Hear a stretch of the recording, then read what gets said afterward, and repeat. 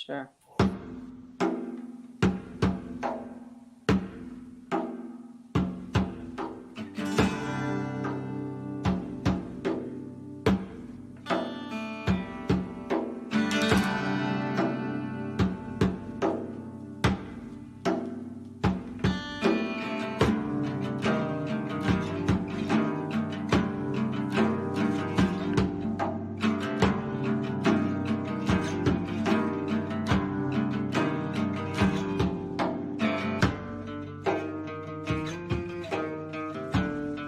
You're listening to Muslimish Freethinkers, a podcast dedicated to fostering conversations on matters of faith and disbelief.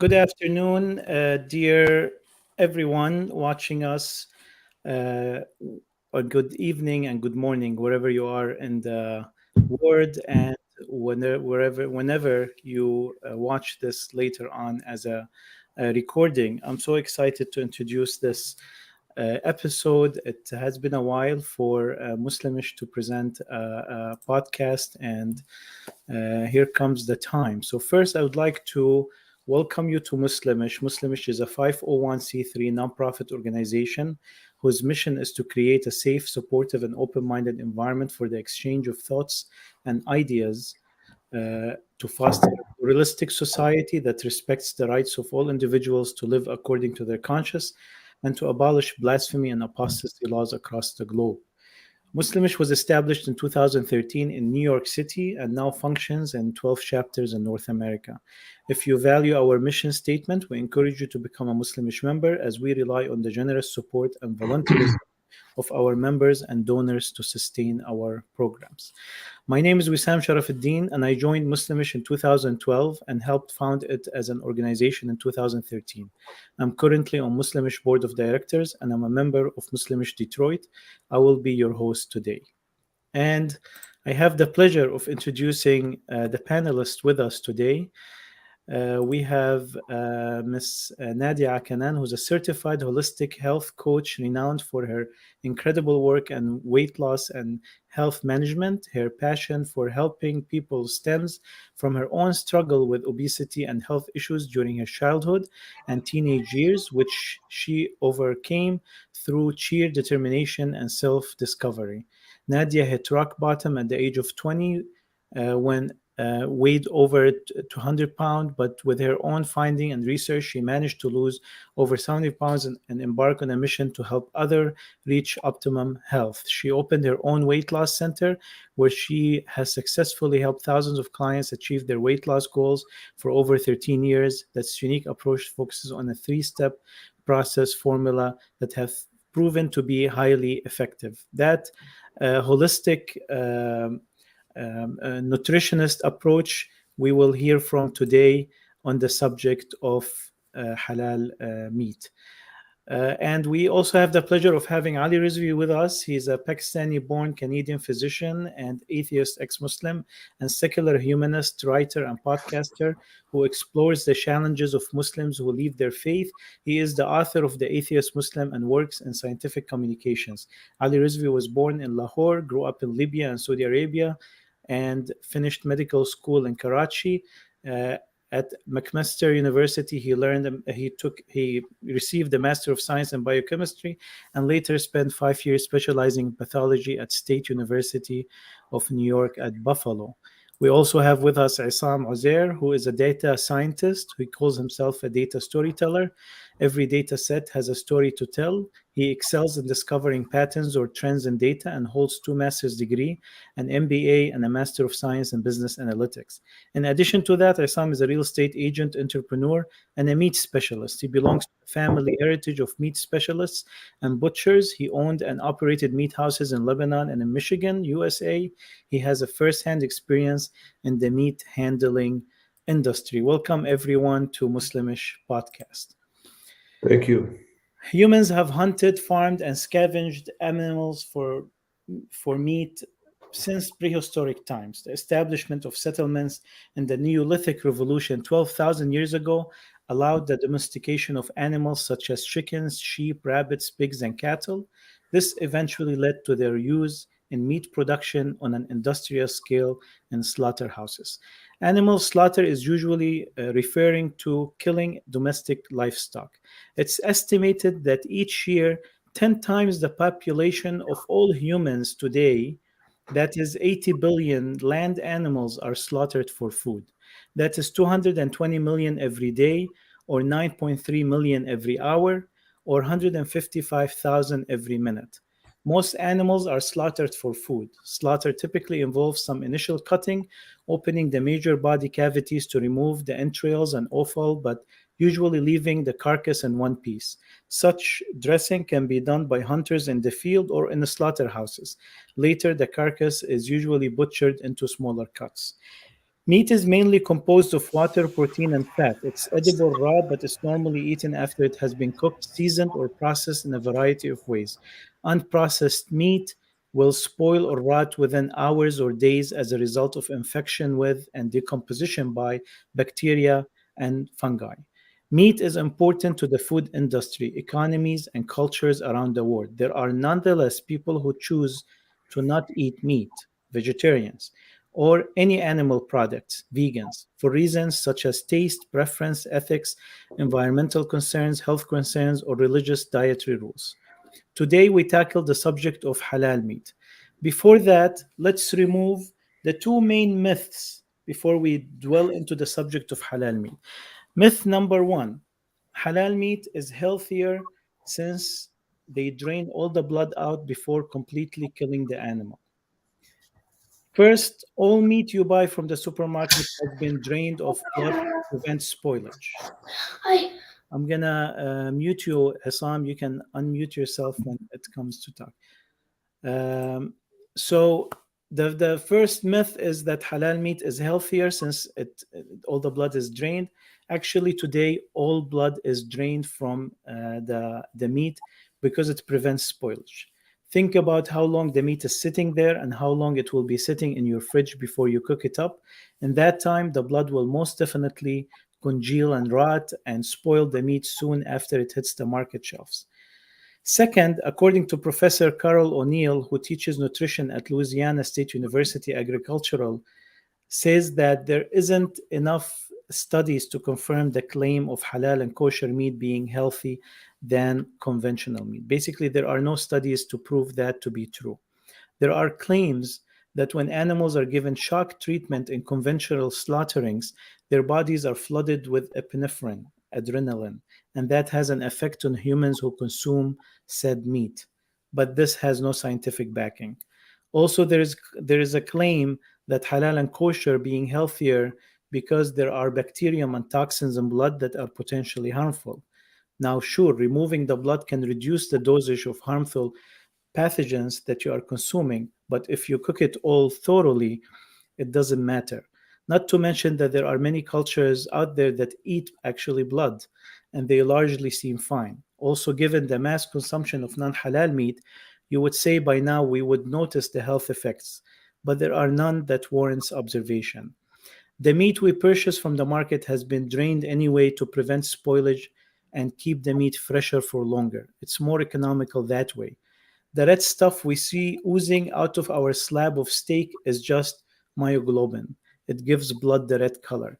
Actually, drained blood has other commercial uses in insulin production and for diabetics and pet food production, for example. So it's actually reused from the slaughterhouses. Now, there are factors which can make halal and kosher meat better than the average conventional meat, but it boils down to the strict quality control and regulation rather than the act of blood draining. The second myth, halal slaughter is more humane. That might have been true in the past, and with strict adherence to the laws of Sharia slaughter. The knife has to be sharp, the animal needs to be quenched out of thirst and away from the sight of other animals. The slit needs to be in one action that gets both arteries. That is more humane way to slaughter 1500 years ago. Today, neither humans can sustain these rules. These rules are rarely followed, nor they are the most humane way. More humane ways have been developed to reduce the unnecessary suffering of the animal. We are going to start our conversation with Ali Rizvi under the question, should ritualistic slaughter have a place in our modern society today? Well, I think I don't think it necessarily should. I mean, I think that what you laid out was is pretty clear. I think you made a very good argument. There is no evidence right now that ritualistic slaughter or the meat that we get from ritualistic slaughter is in any way healthier or confers any advantages over the other kind of meat. And I think that I'm pretty sure Issam's going to later talk about like the aspects of what the animal goes through. But I think another question here that I want to talk about, just start right at the get-go, is this concept of halal meat. Is it supported by the Quran, the way that we think of it, that, you know, the animal has to be slaughtered, the name of Allah has to be said over it? And the answer is no. Actually, all of the meat that you eat here, all of the, I mean, aside from pork and the obviously the banned meats, in Islam, all the meat that you get, all the chicken, all the beef, everything, the vast majority of it is already halal in Western countries. And this is supported by the Quran. So, Wissam, with your permission, can I just go ahead and explain this a little bit further? Yeah, sure. Go ahead. Right. So there are several verses in the Quran that actually deal with this. There are four main ones. The first one is Surah 2, 173, Surah 5, verse 3, Surah 6, 145, and Surah 16, 115. I won't go through all of them because they all essentially say the same thing. There's repetition, but I will go with the main one that's famous for this, which is Surah 5, verse 3. Right. And this says, and this is from Surah Al-Ma'idah. So this says, quote, this is the Sahih International Translation. It says, prohibited to you are dead animals, blood, the flesh of swine, and that which has been dedicated to other than Allah, and those animals killed by strangling or a violent blow or by a headlong fall or by the goring of horns, and those from which a wild animal has eaten, except that you are able to slaughter before its death, and those which are sacrificed on stone altars. Okay, so if we go through this bit by bit, we see some patterns, right? First of all, supposing you're getting like chicken McNuggets from McDonald's, okay? Is that a dead animal? Like, well, I mean, was it dead before it was killed? No, it wasn't, right? Is there blood? Are you drinking blood? No. Is it swine? It's not. Has it been dedicated to anybody other than Allah? That's the question. So the Quran nowhere says that this meat has to be dedicated to Allah, or that Bismillah or Allahu Akbar has to be said before you slaughter it. It doesn't even say that the meat needs to be slaughtered. All it says is the meat cannot be dedicated to anybody other than Allah. And the reason it says that, in the context of it, is that there were those idol gods that the Quraysh worshipped. They used to sacrifice meat at their altars, which is what it says here later. That was a context. They shouldn't be dedicated to any other god. But none of the meat that you get here is dedicated to anybody. It's definitely not dedicated to anybody other than Allah. So this is repeated in the other verses. In all of the translations that you look at, you know, in Pickthall, Yusuf Ali, and Shakir, and any of these translations that you look at, it's all the same. You're just not allowed to eat meat that has been dedicated to anybody other than Allah. So that also goes for all of the other verses. They speak about it the same way. Two verses after this, in Surah 5, verse 5, right? It also says that this day all good foods have been made lawful, and the food of those who were given the scripture is lawful for you, and your food is lawful for them. So this is for Christians and Jews. This is why a lot of Muslims, before halal meat became, very common in the West, a lot of the Muslims here used to eat kosher food, Jewish food, because it's slaughtered in a similar way. But again, the whole idea of zabiha, or slaughter, is actually not mentioned in the Quran either, right? In this context, at least. Now, there is a verse that people talk about, which is in Surah Al-An'am, which is Surah 6, verse 118. That says, "So eat of that meat upon which the name of Allah has been mentioned, if you are believers in His verses." And this does not say eat the meat upon which the name of Allah has been mentioned while it was slaughtered. It just says eat the meat upon which the name of Allah has been mentioned. So you can actually say it when you eat it. You don't have to say it when you slaughter it. And there are many. I mean, this is a very, very broad verse that doesn't really mean anything when it comes to slaughtering, right? The only place where the Quran mentions slaughtering when it comes to meat, all right, is in Surah 22, right? This is Surah Al-Hajj, and this is about Hajj specifically, and about the end of the pilgrimage, as we know in Eid al-Adha, is where it says in verse 36, it talks about lining up the animals for slaughter, right? Once you line them up, they fall to their side, then you eat from them and you give it to the needy. And this is specifically in the context of Hajj. And if you start from earlier verses from the same surah from verse 27, and then you go on to verse 36 and you read the whole thing, that becomes pretty clear.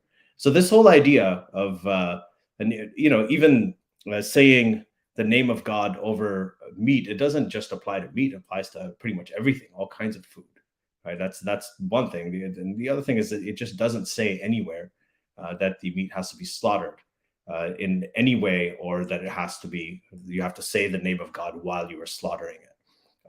And the final thing I'll say about this here is that if you look at the kinds of meat that are forbidden, going back to Surah 5, related to Surah Ma'idah, verse 3, sorry. It says the animals that are killed by strangling, by being hit, a violent blow, a headlong fall, they're dropped from a height, or by the goring of horns. All of these ways of killing have one thing in common, and that's the extravasation of blood. That means the blood comes out of the vessels and it goes into the tissues surrounding it, right? So that's what happens in a bruise. If you get hit, you have a bruise, the blood has come out of the vessels and it's gone into the tissues surrounding it.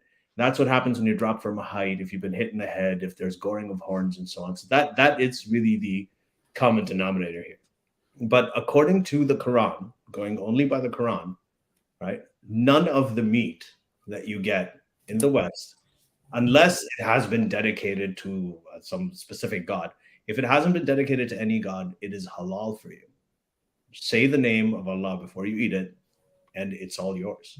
The halal industry, otherwise the zabiha industry, all of this is basically like like Islamic banking, where they call interest. They still have interest, just call it profit, or it's essentially it's a huge commercial enterprise. It makes a lot of money for people, and people just believe it. And it's all pretty much. I mean, if I had to be less euphemistic, it's a scam. So I'm done now. Thank you, Ali. So this seems more of a argument within the Islamic context. Correct. And that's that's a discussion also by itself. That most Muslims actually, because the madhab al-Hanafi, which is about 80% of the Sunni madhab, and the Sunni is about 90% of Muslims in total, they do allow the biha of Ahl al-Kitab, the slaughter of the Christians and Jews. So the trend of focusing on zabiha has become more of a trend rather than a scholastic issue. But it needs to be discussed internally within Muslims. We are also here. This is a great, you shed light on that, perspective, and we're also here going to shed also more light from a scientific perspective and other perspectives. We'll go now to Issam. Issam, you have direct experience with slaughterhouses, and you've had that direct experience both in the Middle East and in the West. Talk to us a little bit about the what no, that's good. Okay.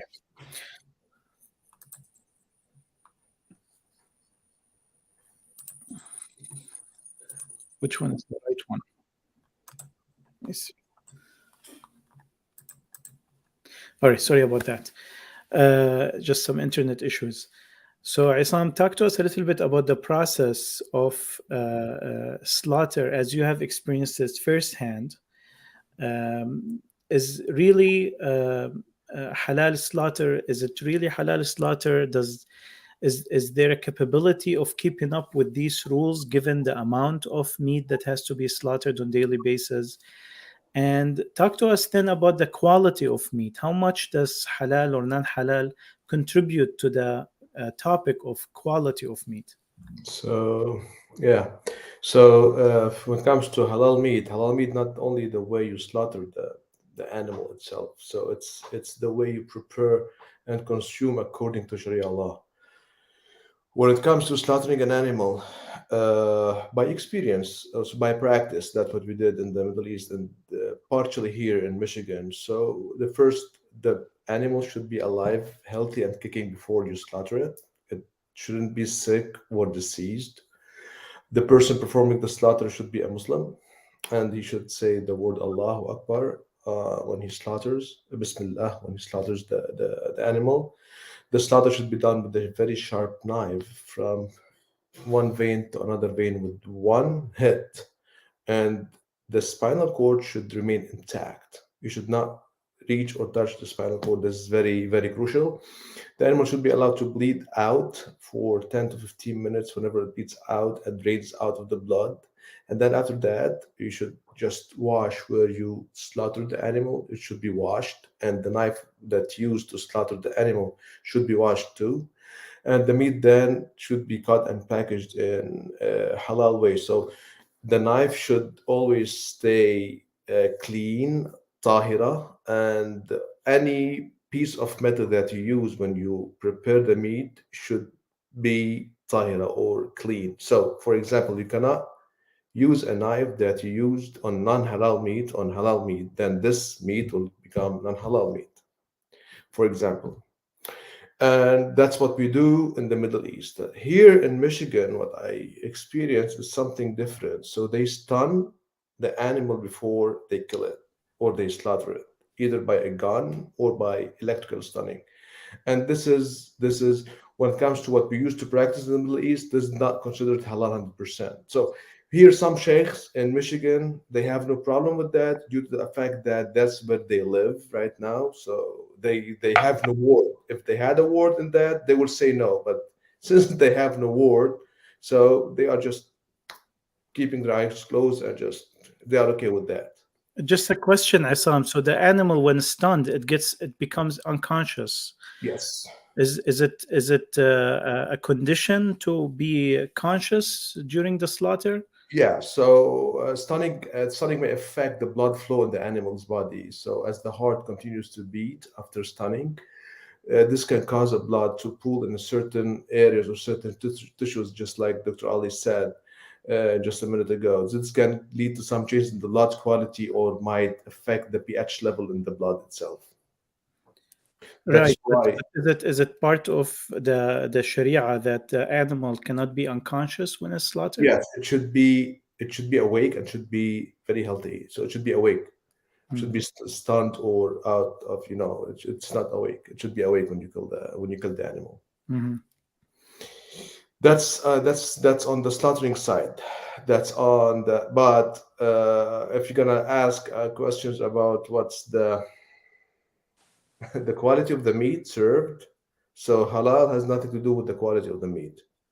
So you can still have Angus, or you as the choice beef slaughtered in non-halal way. It's gonna taste delicious versus a bull that's slaughtered in a halal way. It's gonna taste crappy. So the taste has nothing to do. It's the meat quality itself. But handling the way you handle the meat definitely affects the way the meat tastes. Okay, you had first-hand experience in slaughtering animals in Michigan, correct? Yeah. Does USDA, does it supervise the process, or FDA? Yes, definitely. They have inspectors in the slaughterhouse. Every certified slaughterhouse in the United States has on site an inspector, health inspector. This animal should be certified to be eaten, should be healthy. So, one of the conditions in Sharia slaughter is that the animal should not be slaughtered in front of other animals. Yes. Is that usually typically followed? No, not here. It has to be a special farm or something, So right? yeah, if you kill your own animal in a farm, it's just the only animal that you kill. But if you go for if you cannot scale or mass production and do one animal at a time. It's not scalable process. I heard about custom slaughter where it is outside the USDA regulations. You can go to the any farm and slaughter yourself, but you cannot sell that animal. It should be certified That's just for personal for use. your personal use. You can just kill it and bring it home, and no one will just ask about it. But you cannot sell it. When you sell it, you have to have a certified inspector that certifies the meat. When they certify the meat, what do they look for? They look for bacteria level of bacteria in the meat itself. But before that, even so, the animal itself, it should be healthy before you kill it. So Okay. the inspector has to see the animal before you kill it. So, according to the USDA, the animal that's being slaughtered, whether it's halal or non halal, they are certifying it to be healthy to be consumed. Definitely, yes. So It's that they just the don't see a process itself. difference between Yeah, them. that's just the process itself. The process of so there's 6 to 8 steps. You have to follow these steps mutually at the same time. You cannot say I followed 4 steps out of the 6, then this is halal due to the Sharia law. You have to follow the 6 to 8 steps. But this doesn't mean that if you do not kill by halal or slaughter by halal, it means that the beef or the animal it's not healthy. It's the same animal, the same farm, the same inspector inspecting the same animal. So it's up to you to how to kill the animal. Okay, this brings us to the subject of nutrition. Thank you, Issam. Miss Nadia, the nutritional facts about consuming meat. If you have any idea whether halal or non halal has any effect on the nutrition. And when we talk about nutrition, what do you want us to watch for when we're talking about consuming meat? Absolutely. I actually want to start my this topic with Surah من Quran, since we're in the Muslimish community here. بسم الله الرحمن الرحيم. كلوا من طيبات ما رزقناكم ولا تطغوا فيه فيحل عليكم غضبي ومن يحلل عليه غضبي فقد هوى. So, صدق الله العلي العظيم. That means I'm going to talk here about, what God created for us on earth to have and enjoy as food, with one condition: not to change the quality of it. And that's how I explain this verse of the Quran from Surah Taha, and that's verse 80. But I'm going to go back to your question, and we'll come back to this one maybe in a later topic about the nutritional facts, and whether what we need to focus on, and what are the things that we need to be aware. From a nutritional standpoint, there's no evidence showing that there's any difference in the nutrition facts of the quality of the meat, whether it's halal or non-halal. You are still getting the same nutrition facts regardless. Depend, of course, on what part of the meat you're getting, if it has more fat or from the cow. Obviously, if you're eating, let's say, flank steak, different than when you're eating a ribeye. That's the only difference in nutrition facts that you can see in. But as far as the halal part, there's no evidence showing or any research showing there is any difference. If that answers your questions. Mm-hmm. Absolutely. And then there's another question, I think, to that, right? What we should look to. Yeah, when we, from a nutritionist perspective, if I'm going to shop for meat, what do you suggest we look for? Sure. So let me talk about some nutritional facts about meat. It is rich source of high value proteins, a variety of fats, including omega-3, polysaturated fatty acids, zinc, iron, selenium, potassium, magnesium. It got sodium, vitamin A, B complex vitamins, and folic acid, which is very, very important for our blood and iron. So you can see that someone who is has low iron, especially women, or folic acid, the doctor will recommend to eat some beef liver to increase the blood or to increase the iron in the blood for those women who are pregnant so they can have good deliveries and, you know, not have any problems in the process of pregnancy. Definitely, we want to make sure we're getting enough protein. And the best source of protein is animal protein. You get, the highest is in beef, chicken, fish, but best in beef. You get a lot of protein. There is in every 100 grams of beef, I will say it has about 288 calories, and it has about 26 to 30 grams of protein per 100 gram. So an average person need 1 pound, 1 grams of protein per each pound he weighs of muscle mass. So if you weigh, definitely you have to do your math, but if you do weigh 170 pound of muscle, not fat, muscle mass, which you have to have a specific scale, that means you need 170 grams of protein per day, you know. Okay. So, and that comes in form of the higher protein, the grams of protein are available in animal protein. All right, thank you, Nadia. Do you want to add something before we move to the next topic? I answered the questions that you were concerned about.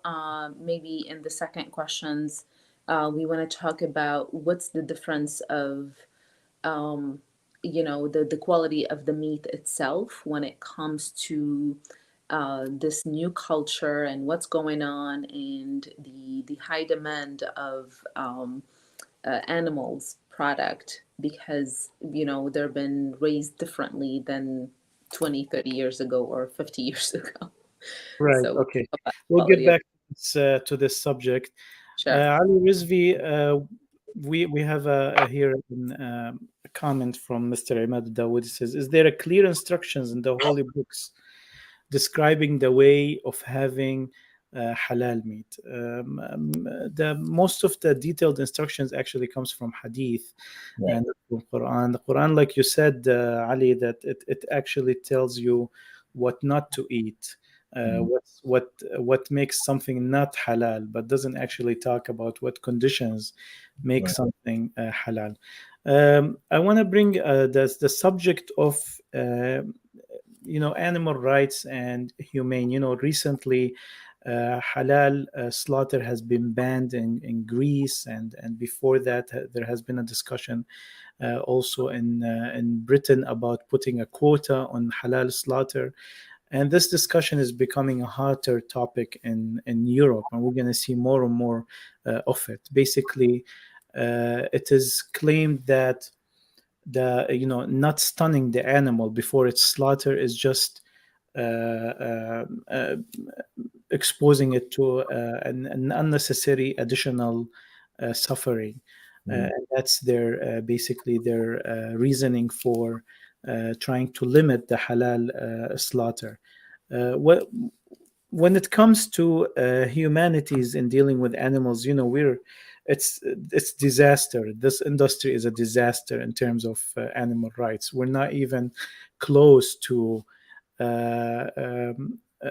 saving these animals from unnecessary suffering. I mean, the vegetarians who are vegetarians from an ethical perspective definitely have a point in their perspective. But we have treaded so far as a humanity and our dependency on this industry that it is very hard to back up now and fix the situation. What are your thoughts on this? Well, like you said, when we're talking about the humane aspect, you have different positions. You have the people that that will say that we shouldn't eat animal meat at all. Like the vegetarians and vegans. And as you said, that's a very compelling argument. I mean, ethically, I haven't really found a good, robust counter argument to this, considering the way that we look at ethics today. Then there's another tier that says that animal slaughter is okay, but kill what you eat. Don't factory farming is a problem. This in sort of industrial mass slaughter and the way that animals are raised in factory farms, and that's a cruel practice. But these are people who are okay with eating meat if they're hunting it themselves and so on. And that's that's another argument that you can speak of. Then there's this idea of when we actually get to halal, so we're putting that aside, and right now we're talking about halal versus non-halal forms of slaughter. So as Issam mentioned as well, is that you have when you do slaughter an animal in the zabiha way, right? Again, I must reiterate that this does not have any Quranic basis whatsoever. But when you do, you cut through the arteries, you cut through basically the neck. But what do you leave intact? The one thing that you leave intact, like he said, it's a spine. Spinal cord. Yeah. Spinal cord. The spinal cord is the structure that transmits pain. Yeah. So everywhere in your body, the spinal cord transmits pain. When they say the beheading is humane, it's correct. Like if you just cut off somebody's head, you're severing the spinal cord, and then it is actually, even as brutal as it is a humane way to kill any living thing compared to like, again, we're not saying beheading is humane on the Muslimish podcast. I mean, that's not what we want we want to get across. No. But if you leave the spinal cord intact, then everything that you're doing to the animal is feeling it.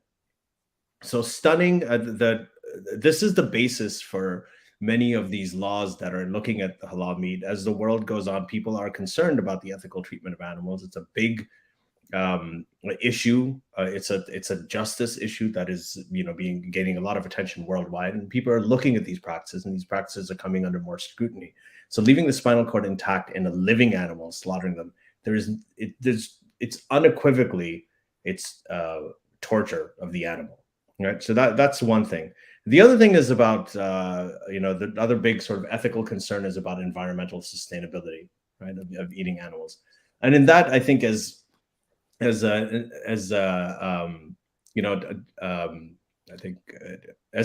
Nadia was talking about, like there really is no difference. I mean, it's not about how the animal is slaughtered. It's about how the animal is raised. So, you're getting the animals from the same places. They're being raised on the same farms. It's just that, the halal meat is the same animals are being taken and slaughtered in the zabiha way. And for the other ones, they're just being slaughtered another way.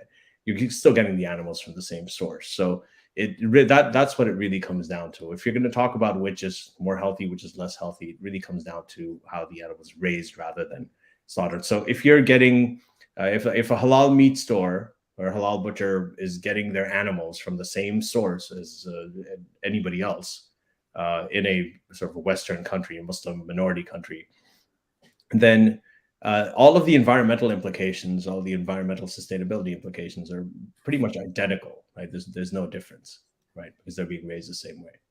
So that's, I think, when it comes to the humane element, there are many questions right now that are being asked. This is one reason why, as Issam also said, that even over here they say, the stunning is a bad thing. We shouldn't be stunning the animals. But now in most halal butcheries here in the West, stunning is done before halal slaughter as well, right? Making the animal unconscious before. So the stunning, there really isn't that much difference in the way that animals are slaughtered in the halal way or not.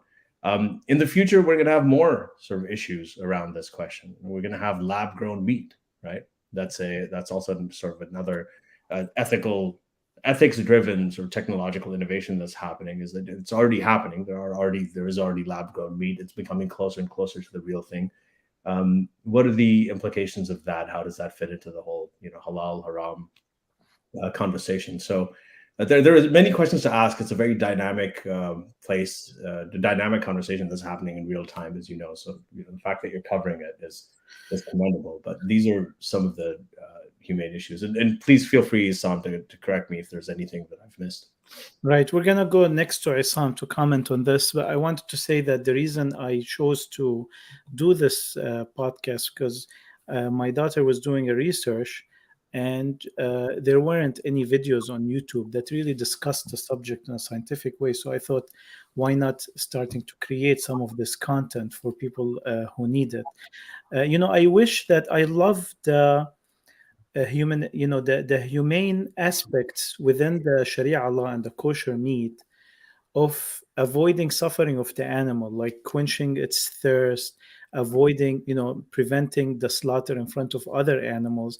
I wish that people who are adherent to these two religions have moved in that direction of prioritizing removing unnecessary suffering, and that would have actually created an alternative industry to what is out there. And there are people, by the way, who believe that halal should be this way. They are a very slant minority, and they have their own supply of halal meat, very expensive and very rare. But I wish that the direction has gone in the path of trying to reduce suffering. Stunning itself is a way, the animal is still alive, and the animal is not conscious when the slaughter happens, so it reduces the exposure to pain. And I think we've had a discussion with Issam. Even in the slaughterhouses here in Michigan, for example, animals are being stunned because FDA does not allow for animals not to be stunned. Is that correct, Issam? Okay, so the animal is being stunned for a reason. It's not definitely not a humanitarian one. So they stun the animal so that they can slaughter it, even in the farms. When they stun the animal, the beef will be paralyzed. So the slaughter or the one who's going to kill the animal can come easy and just slaughter the throat. That's it. That's the idea behind stunning the animal. In Michigan, they shoot it with a gun, rifle in the head, and they give you, for the halal to slaughter the throat, they're going to give you a couple of minutes so you can go and slaughter the throat before the animal dies. And I agree with Ali 90% of what he said. I disagree with some of what he said. So when it comes to, as I experienced the halal slaughtering, so what we do in the Middle East or even in our meat house, we don't kill mass. So we don't kill 5, 6, 8 beefs a day. We might kill 2, right? But not at the same time. We make sure that whenever we slaughter a beef, we make sure that it's going to take time, 15, 20 minutes to drain the blood out of it, so that when we handle the meat stays fresh. Here, if you go into a slaughterhouse, especially the non-halal one, you will see that they're going to stun, kill, and they will start the process of removing parts and moving the skin from the animal immediately. So they don't give a break 10 to 15 minutes for the animal to be drained from the blood. And that's the reason, and I believe in the Sharia law, or that's the way how we used to do it, to leave the spinal cord intact so that we can leave the brain to think that it's still alive and the heart pumps still the blood out of the body. And when we slaughter, we make sure that it's going to be one cut through the veins, left to right, so that we can leave the physics to play a part. So when the heart pumps left to right, the blood gonna go left to right. Then we're gonna utilize or take advantage of the air physics to push through the veins to push the blood out. That's the mechanism of removing the blood from the animal.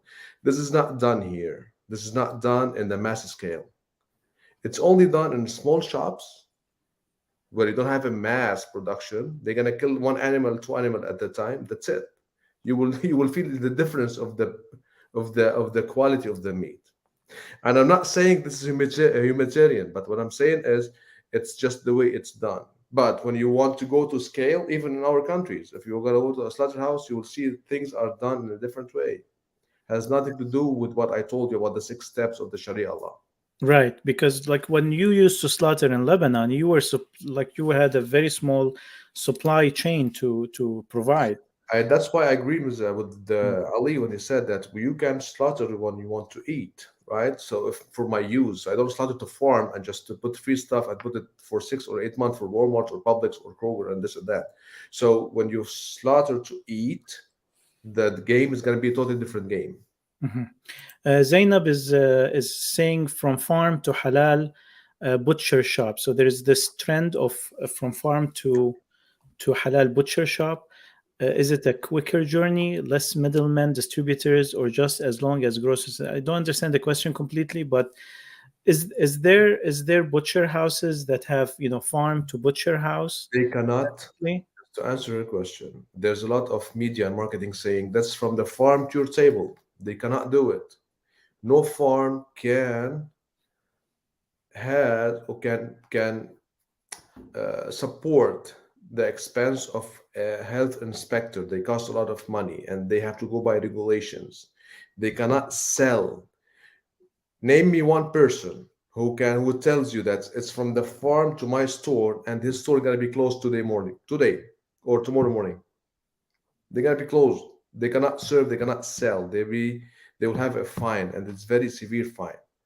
So it's just a marketing tool, especially in Dearborn. And I know who she's talking about.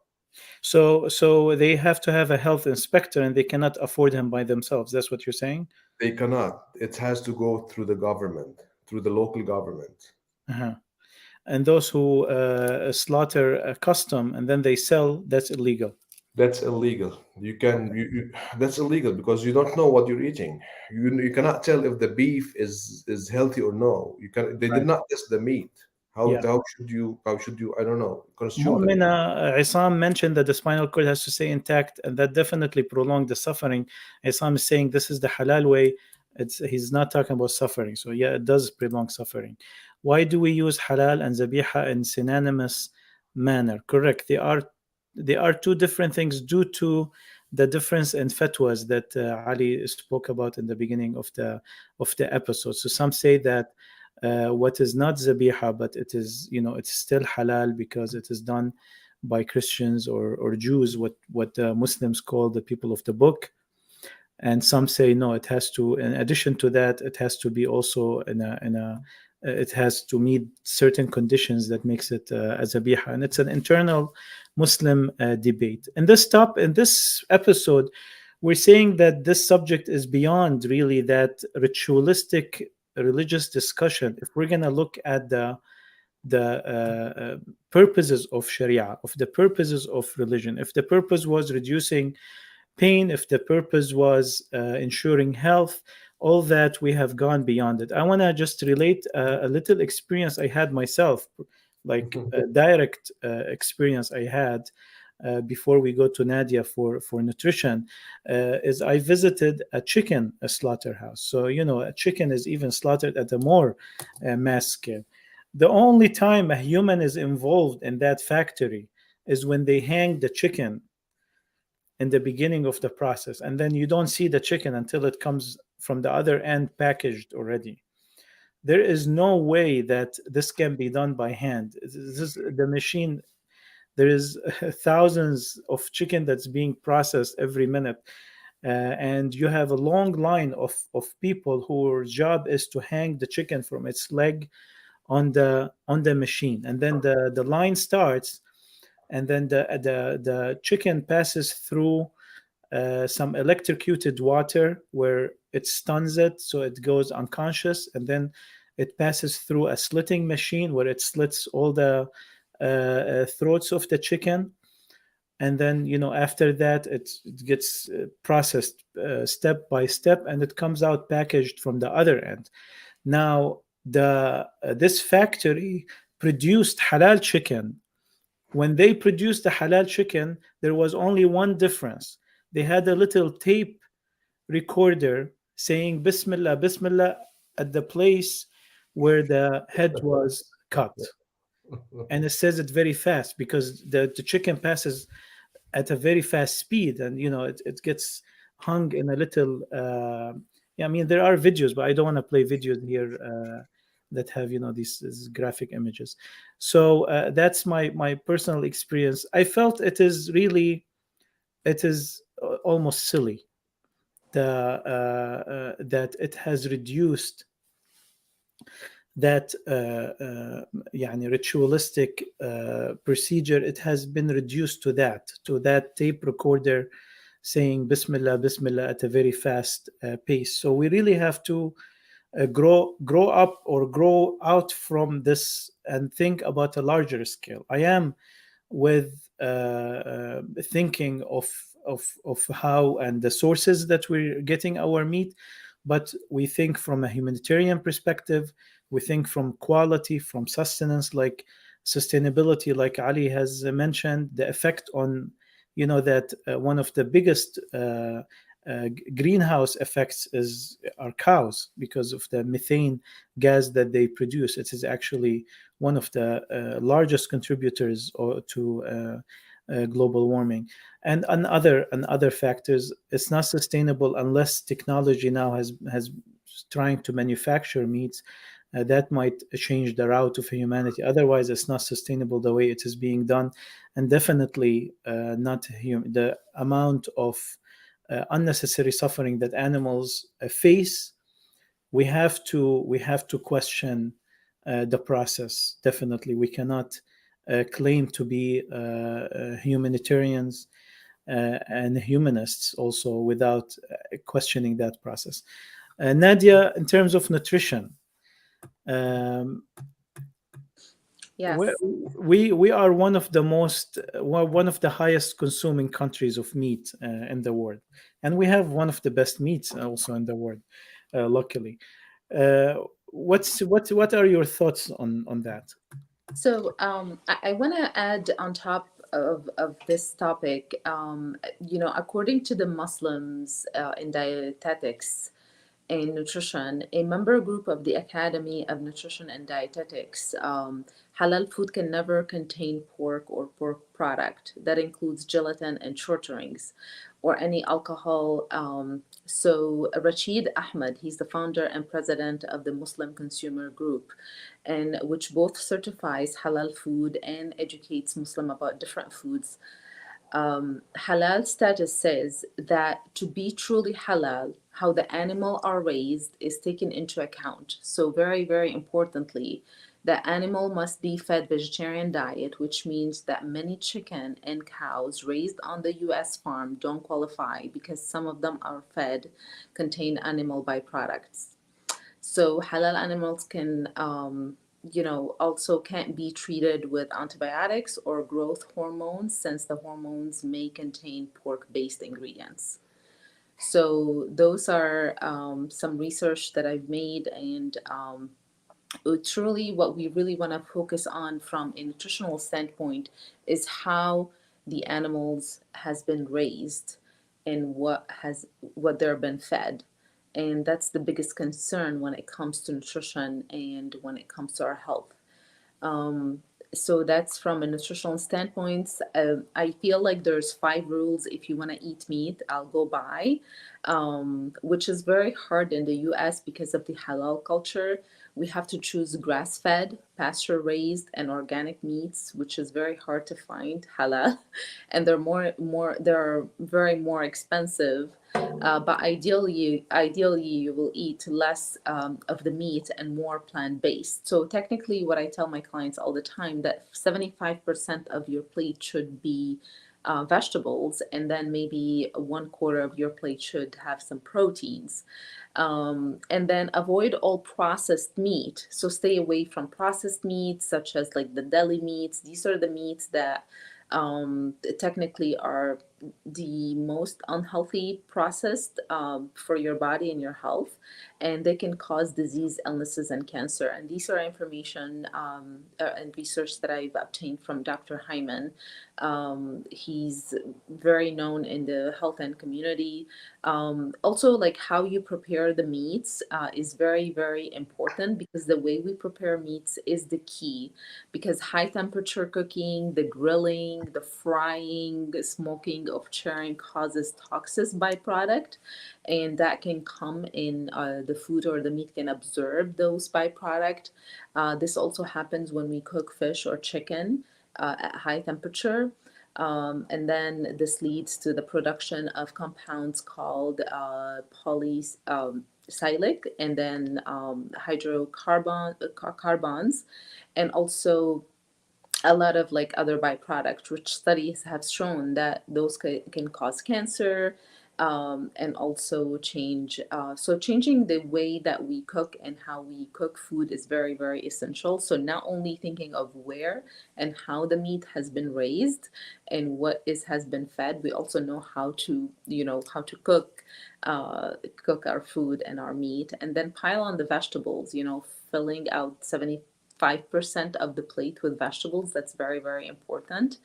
And I also want to really tap in, very importantly, on the subject that when we are eating meat, or we have meat in our diet, what is causing cholesterol, diabetes, and all these autoimmune disease, and all these health issues that a lot of people are diagnosed with recently, and it's just rising and going higher and higher, is because of the excess sugar and the high processed food diet that we are combining with eating meat and vegetables.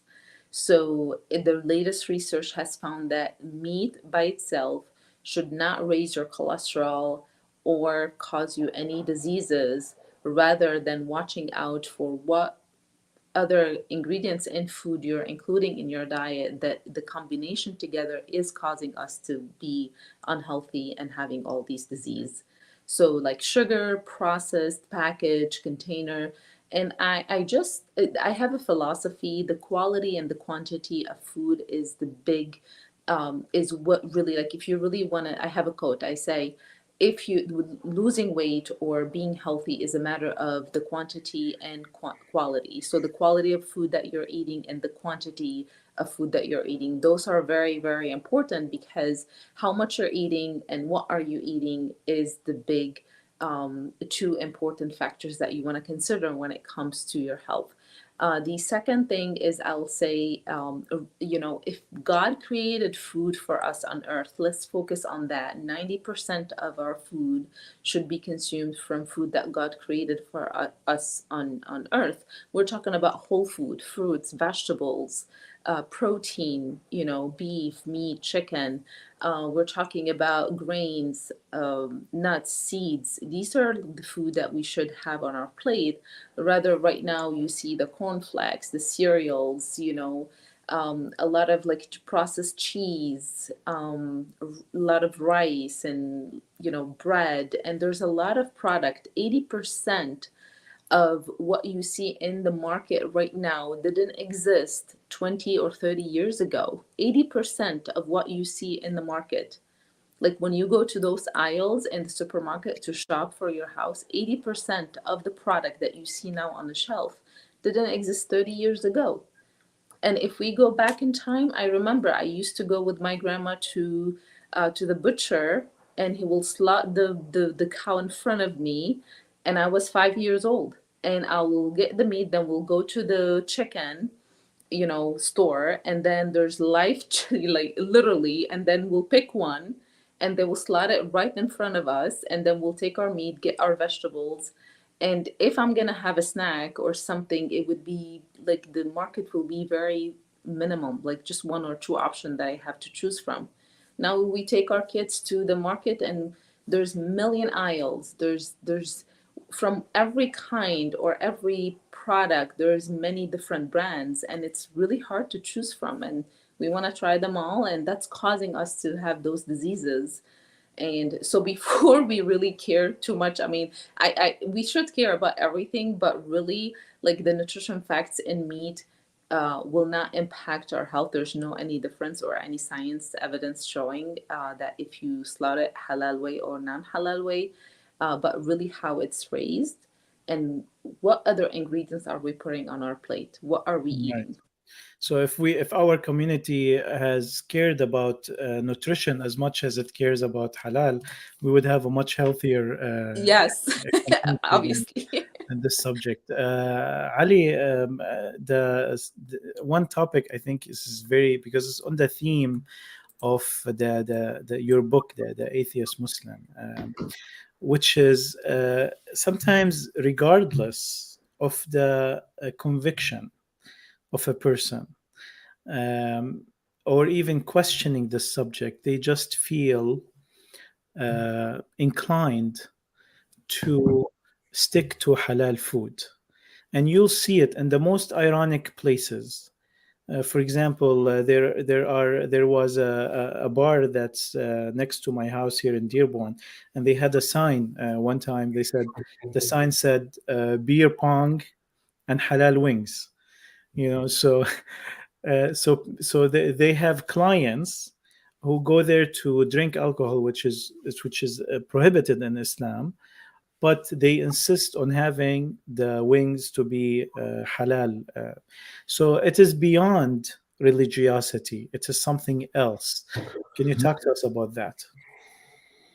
Yeah, I'll say that. And this is actually, thank you for bringing this up. This is something that is sort of a central premise in my book, is that people are driven by ideology and they're driven by identity.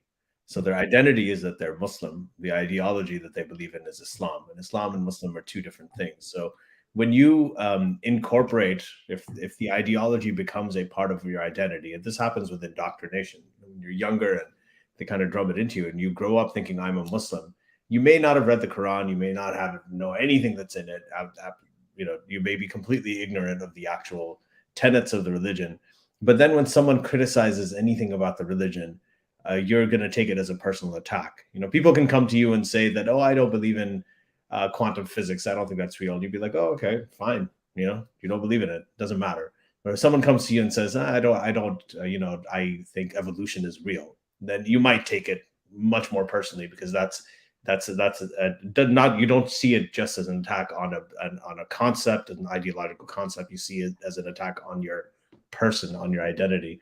So that is something that drives people. So not many people know that the Quran, the halal concept in the Quran, it doesn't say anything about slaughtering. It doesn't say anything about sacrificing in the name of Allah. There's nothing about any of those things. So all the meat is halal, but that doesn't matter. That comes secondary to the fact that we are Muslims. This is what we do. This is how we have to present ourselves to the world.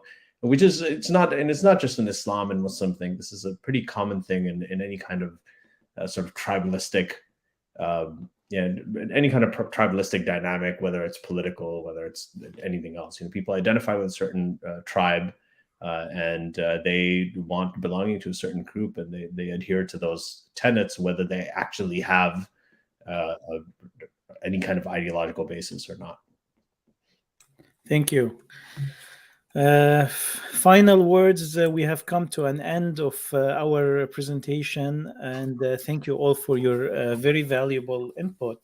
So where do you think we're heading with all this information that you provided, that halal versus non-halal does not have nutritional value, does not have quality influence, and is even Islamically is not very solid. The concept of halal, it has developed more recently, and the way it has developed as a trend rather than as something that's essential. And as you know, these verses that came, Ali, about this subject are in a totally different context than today. And we cannot go backwards anymore. We cannot have, like you said, Nadia, having that little village supplier who will, because me too, I went and I remember in Bin Jbel going to buy the chicken, and then and pardon the graphic violence, but they slit the chicken and they let it run, and they let it run, and then they grab it after it, which is it was a shocking scene for me when I was a kid, because sometimes they don't have enough um, uh, containers for the chicken that's being slaughtered. But at any case, he's only supplying a little village. This is no longer sustainable, and the government, and governments across especially the developed and the Western countries, they have tried to develop the best ways in terms of health and humanitarian value in dealing with this subject. If there's something to contribute to this, is going further in humanitarian ways, going further in nutritional awareness in that subject. But to stick to something just because of that doesn't, it's not making sense anymore, and the way people are doing it is really something that we love to tackle this subject here on Muslimish, to shed light on it when things become bordering irrationality. I want to leave you with final words, and we'll end this episode. We'll go with Issam. So, on the personal level, for me, I agree with Ms. Nadia when she mentioned about meat doesn't cause cholesterol, and we talked about this multiple times, me and you, Wissam. So, I'm a meat graver. I eat meat daily. If I don't do it daily, I think I'm gonna faint on the personal level. Even I eat raw meat a lot and raw liver. So, this is on the personal level. I was raised like that. But when it comes to halal and halal meat, I believe we only see this in the mid societies, just in these societies, United States or in Europe, because in a way or another way, this gonna coincide with what Ali said. It has to do with the ID.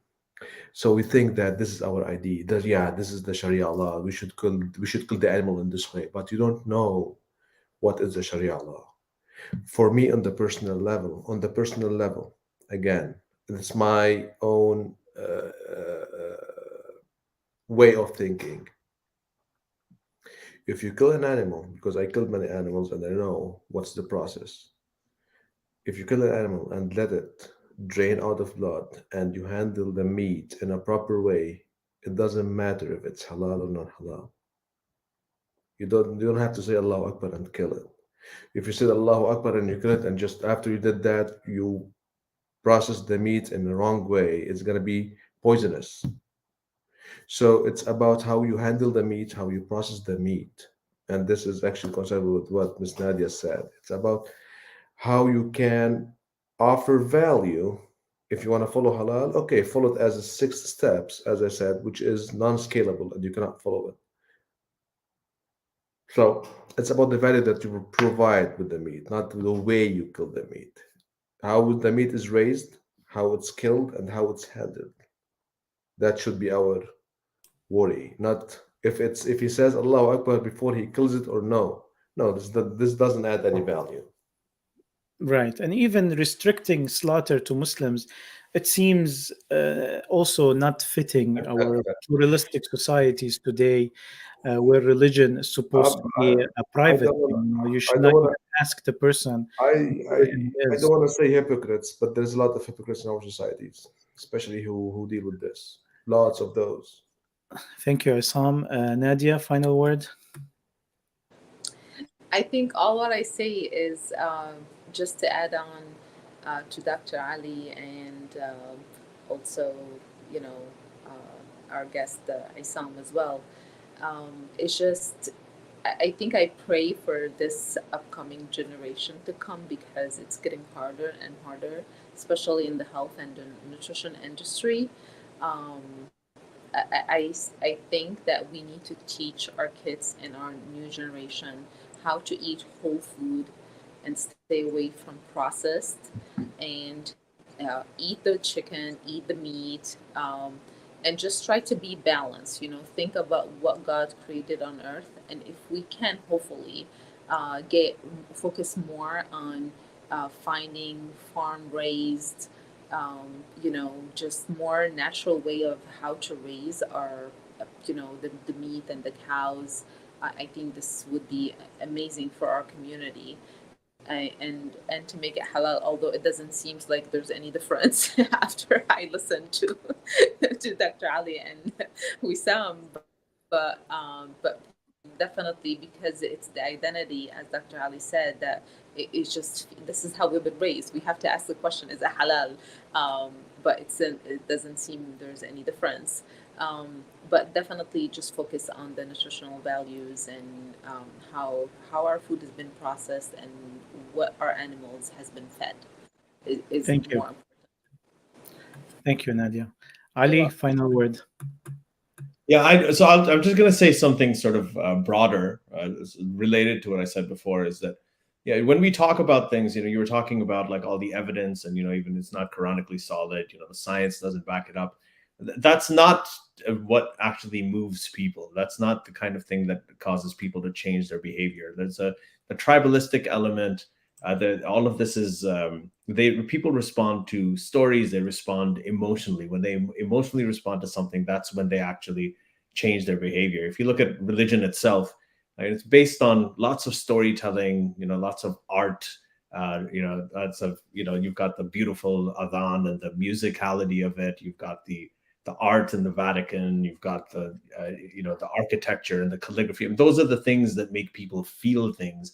And that's when you package a message in that vehicle, and that is what actually hits people. So I think the way that if we do want to make changes, whether it's on this topic or whether it's in any other topic, where we want to influence people, we need to borrow a page from that playbook and really try to talk about, create, like, the anecdote you told about going to the chicken farm. I mean, I hear about that, and I think, that actually affects me. It makes me wonder if I really want to eat chicken for the next.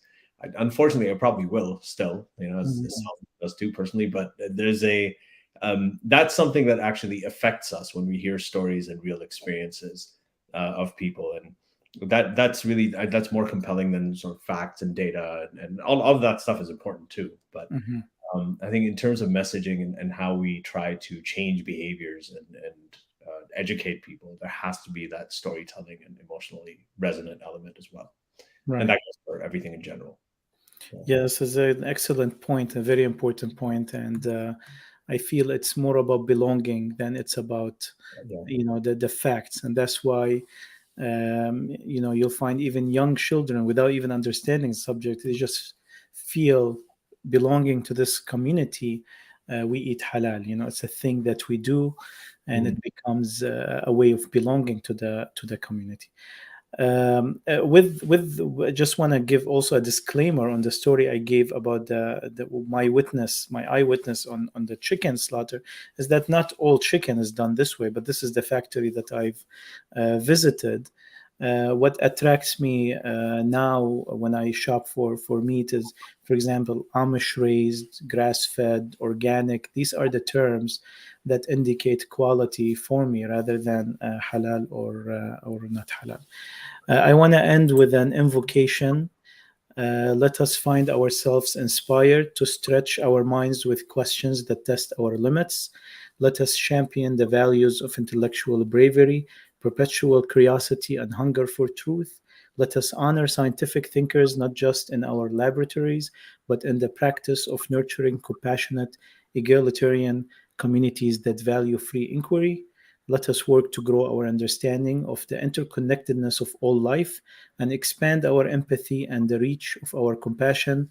And let us take daring risks for a freer, fairer, and more joyful world. With that, I would like to thank my guests and everyone who watched us today. And we hope to see you in upcoming Muslimish broadcasts. Thank you very much. Thank you. Thank you, Wissam. Thank you for listening to Muslimish Free Thinkers. Do let us know what you think of this episode at facebook.com/Muslimish. Don't forget to visit us at muslimish.org.